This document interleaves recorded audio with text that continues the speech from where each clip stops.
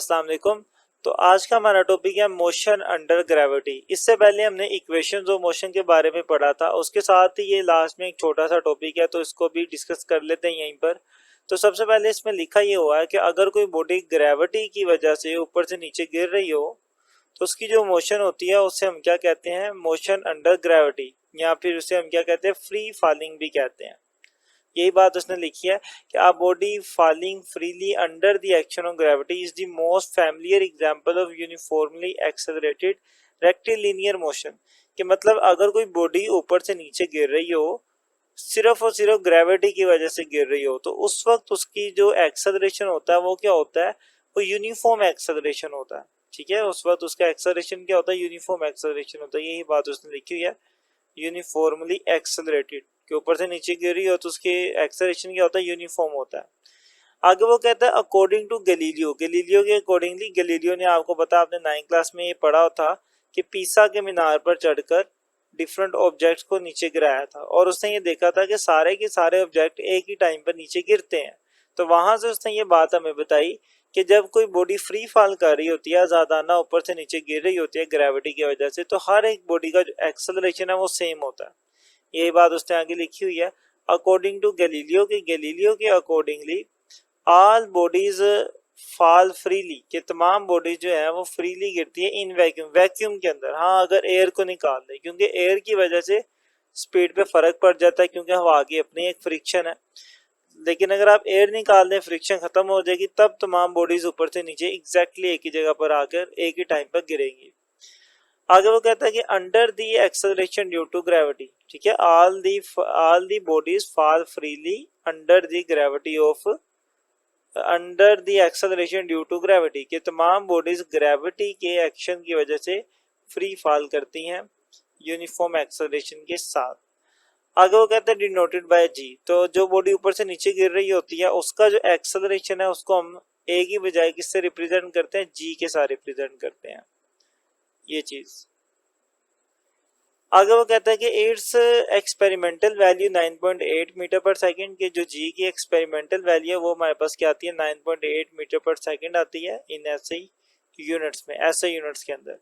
तो ये चीज हम जानते हैं कि वैसे 10th क्लास में तो हम जी की वैल्यू क्या लिखते आ रहे थे, 10 लिखते आ रहे थे, लेकिन अब आप चूंकि बड़ी क्लास में आ गए तो ज्यादा एक्यूरेट चीजें हम यूज करेंगे।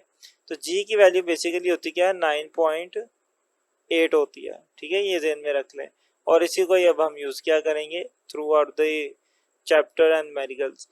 अच्छा, आगे वो कहता है कि दिस मीन्स दैट, इसका मतलब ये है कि bodies when allowed to fall from the same height, जब कोई जिसम एक ही हाइट से गिरता है, strike the ground with the same velocity. वही बात कि जब कोई दो बॉडी सेम हाइट से गिरती है तो वो एक ही टाइम पर नीचे आती है। मतलब एक ये बॉडी है और एक ये बॉडी है, दोनों की हाइट सेम है तो दोनों एक ही टाइम पर जमीन पे आके हिट करेंगे।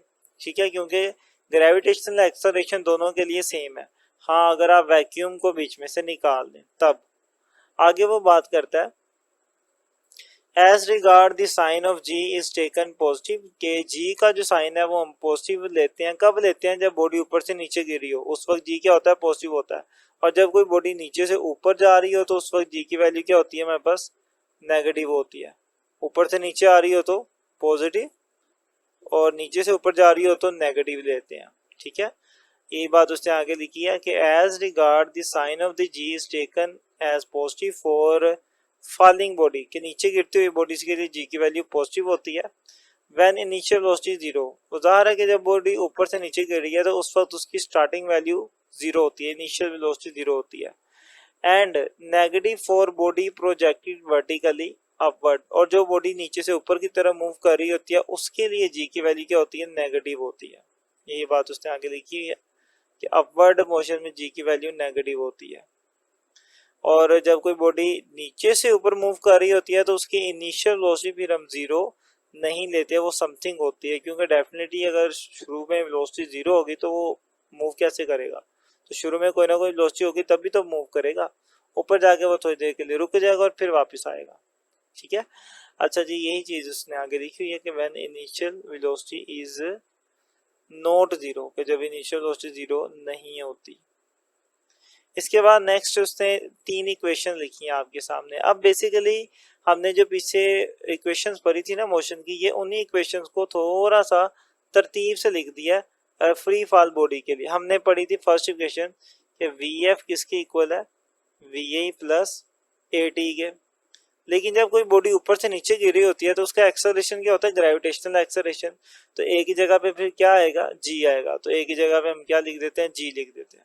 तो हमारे पास ये इक्वेशन बन जाती है फ्री फॉल बॉडी के लिए।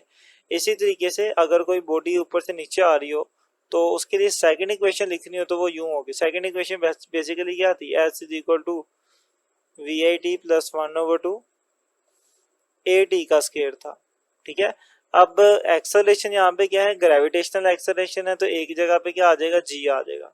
तो देखिए उसने भी ऐसा ही किया, एक जगह पे क्या लिख दिया, जी कर दिया। और एक और चीज, जब कोई बॉडी ऊपर से नीचे जा रही हो या नीचे से ऊपर जा रही हो तो वो कवर तो डिस्टेंस ही करती है, लेकिन इस तरह के डिस्टेंस को हम क्या कहते हैं, हाइट कहते हैं। तो इसलिए फॉर्मूले में एस की जगह समटाइम हम क्या लिख देते हैं, एच भी लिख देते हैं।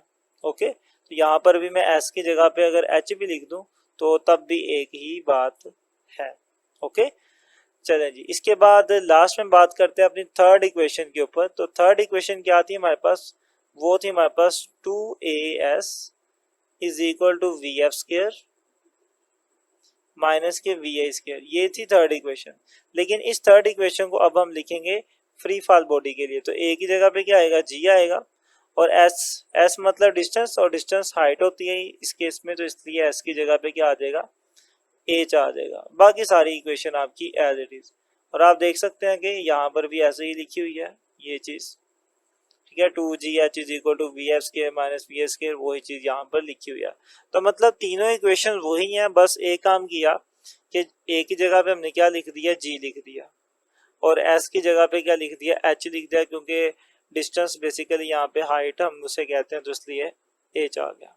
ये एक छोटा सा टॉपिक था, ये कुछ बातें थी छोटी छोटी, ये आपको आनी चाहिए।